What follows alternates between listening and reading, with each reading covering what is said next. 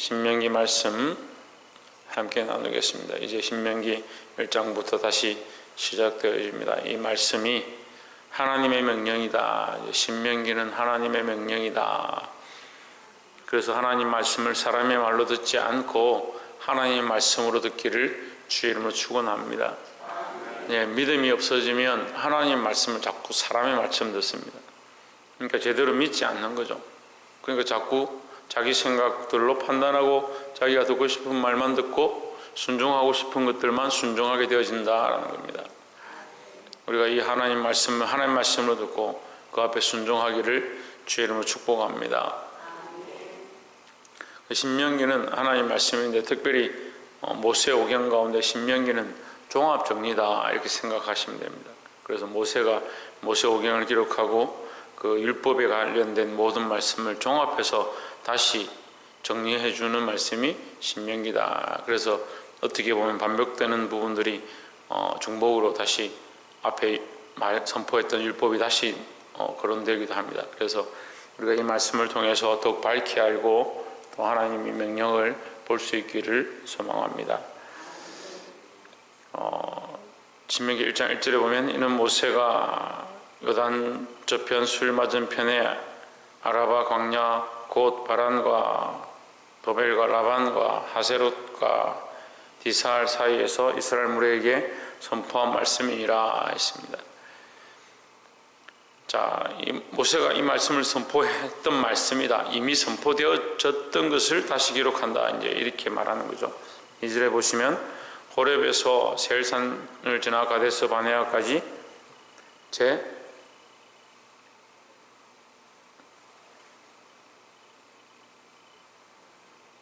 열 하루길이었더라. 11길 11일이면 갈 수 있는 길이다 이 말이죠. 11길을 왜 기록하느냐, 이런 말을 왜 하느냐. 3절에 보시면 제40년 11월 그달 초 1일에 이렇게 말했습니다. 이 40년이라는 것은 애굽 땅을 나온 지 40년. 무슨 말인지 알겠습니까? 열 하루길 만에 갈 수 있는 것을 열 하루길이면 뭐 왕복해도 한 20일이면 갈 수 있는 그 길을 그 학자들은 아무리 돌고 어렵게 가도 1년이면 갈 수 있다. 애굽에서 가나안 땅까지 1년이면 갈 수 있는데 이스라엘 백성이 몇 년이 걸렸냐? 40년이 넘게 걸렸다.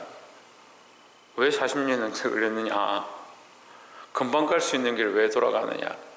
이게 좋게 생각하면 금방 믿어서 예수 믿고 구원받고 금방 천국 가는 사람도 있지만 40년 넘게 믿어도 안 되는 사람이 있다 이렇게 볼 수도 있는데 결국 왜 40년이 걸렸냐? 믿음이 없으니까 40년이 걸렸다는 거죠. 하나님은 우리를 바른 길로 인도하기 원하시고 곧 하나님 나라로 이끌어가기 원하시는데 결국 이 백성들이 듣지 아니하고 순종하지 아니하고 불순종함으로 하나님 말씀 믿지 아니함으로 40년 동안 그 광야에서 훈련을 받았다는 거죠. 그래서 40년 동안 훈련을 받았는데 들어가면 좋겠는데 끝에 또 그들이 불순종하고 믿지 않습니다. 그래서 결국 그들은 들어가지 못하고 그의 자녀들, 그의 아비들이 범한 그 불순종을 알지 못하는 자들이 일어나서 그 가나안 땅에 들어가게 됩니다. 여러분, 우리가 하나님 말씀 앞에 순종하고 믿음으로 반응해야 된다는 겁니다. 믿음을 지키는 것, 이게 순종하는 게 참 어렵어요. 제가 보니까요, 왜 잘 믿지 못할까, 왜 잘 순종하지 못할까 이런 생각을 해보니까 사람이 머리가 달려가지고 하나님 우리에게 참 하나님 말씀을 더 잘 듣고 하나님 말씀 앞에 더 순종하라고 머리를 주셨는데 그 머리를 가지고 뭐하냐, 잘 판단하는 겁니다. 요거 들을까, 요거 듣지 말까, 요거 들으면 나한테 유익이 있을까, 나한테 유익이 없을까, 그걸 판단하는 겁니다. 참 이게 안타까운 일이죠. 우리가 집에 자녀들을 이렇게 키워보면 이 아이들이 오히려 지혜가 없고 머리가 없고 그냥 아무것도 못할 때는 그냥 부모 품에 있고 시키는 대로 순종하고 젖을 주면 젖을 먹고 배고프면 엄마 찾고 뭐 울고 그렇게 하는 게 너무 단순한데, 이 좀 머리가 들고 좀 지혜가 생기고 몸이 성장하기 시작하면 잘 안 듣습니다. 불순종합니다. 왜 그렇습니까? 자기 생각이 자꾸 생겨가니까요. 우리의 순종과 불순종이 하나님 주신 축복을 잘 알지 못하고 자기 마음대로 쓰니까, 하나님 주신 지혜를 자꾸 자기를 위한 데 쓰니까 이 잘 듣지 못하는 겁니다. 우리가 여기 나와 있는 것, 이 광야 가운데 오게 된 것, 출애굽하게 된 것, 살아가고 있는 것, 이 땅 가운데 공급해 주시는 것 다 뭐다? 하나님의 은혜다라는 거죠. 이 하나님의 은혜를 늘 기억하고 순종하게 되기를 주의 이름으로 축복합니다. 10절에 보시면 너희 하나님 여호와께서 너희를 번성케 하셨으므로 너희가 오늘날 하늘의 별같이 많거니와 했습니다. 지금 너희가 봐라, 너희가 그 애굽 땅에서 나올 때보다 지금 하나님께서 얼마나 너희에게 축복하셨느냐, 너희가 하늘의 별같이 많지 않느냐. 이것이 뭐냐? 하나님의 은혜다라는 겁니다. 왜 이스라엘 백성이 가나안 땅에 들어갈 때 거기 있는 이방들이 허벅지가 높고 그 다리가 흔들리고 주저앉게 되었느냐, 넓적다리가 주저앉게 되었느냐, 그런 표현들을 하느냐. 광야길로, 그 사막길로 지나와서 사는 사람들이 거의 없는데 250만이 되는 그 많은 인구가 어떻게 40년 동안 광야에 풀 한 폭이 나무 하나, 짐승 하나 없는 그곳에서 40년 동안 먹고 살고 더 큰 때를 이루어서 그 광야를 건너올 수 있느냐.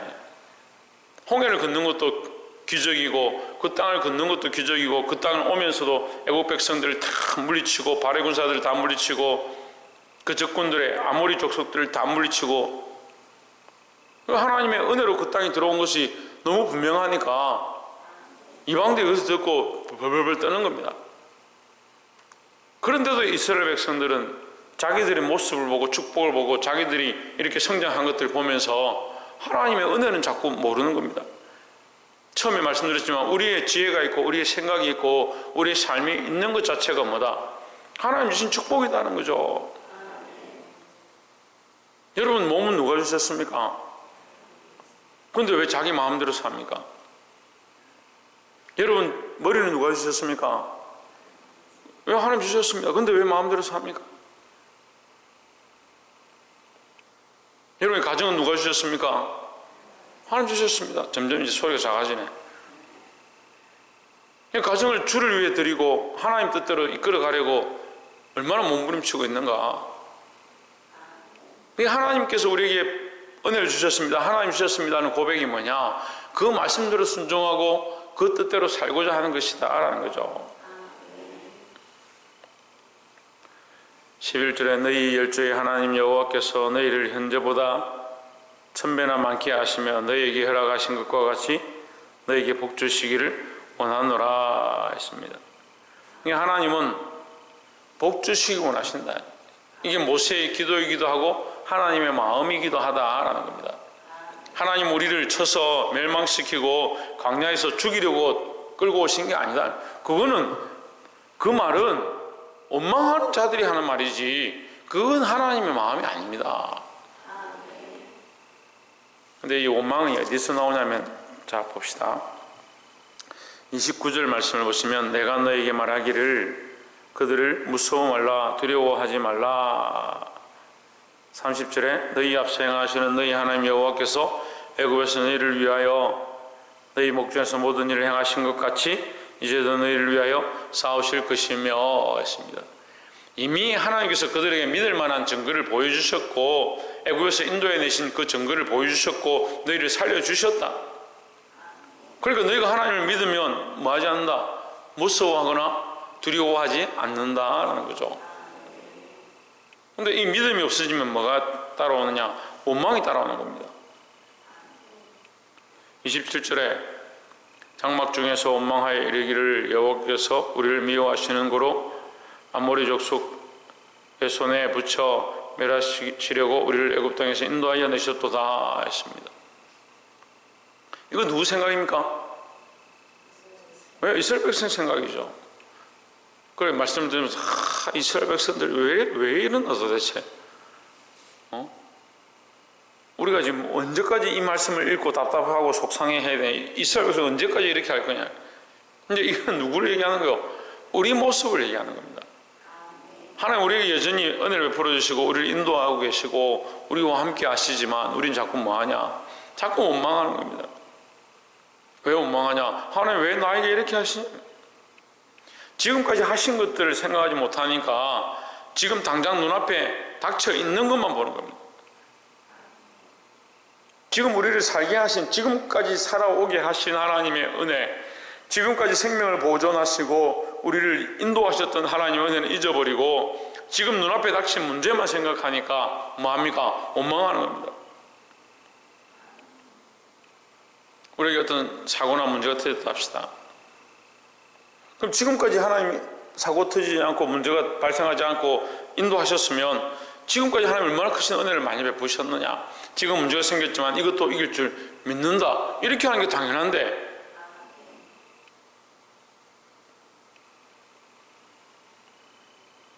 여러분 집에 자녀를 키운다고 아까도 말씀드렸는데 자녀에 대해서 제가 비유를 드렸는데 자식이 지금까지 잘 키우는데 문제만 터지면 집을 나가버려요. 집안에 조금 어려운 일만 생기면 집을 가출해버리고 부모님이 한 소리만 하면 부모하고 연 끊겠다고 집 나가버리고 그렇게 하면 그 자식을 어떻게 키웁니까? 그럴 사람도 없지요. 근데 우리는 너무 쉽게 원망하는 거예요. 왜 신뢰가 없으니까. 신뢰가 없으니까요. 누구에 대한 신뢰가 없느냐? 나에 대한 신뢰는 점점 자라가면서 나에 대한 신뢰는 자꾸 늘어나고 하나님에 대한 신뢰는 자꾸 없어져가는 거예요. 그래서 뭐가 생기냐? 원망과 불평이 생기고 두려워함이 생기고 믿음은 자꾸 없어져.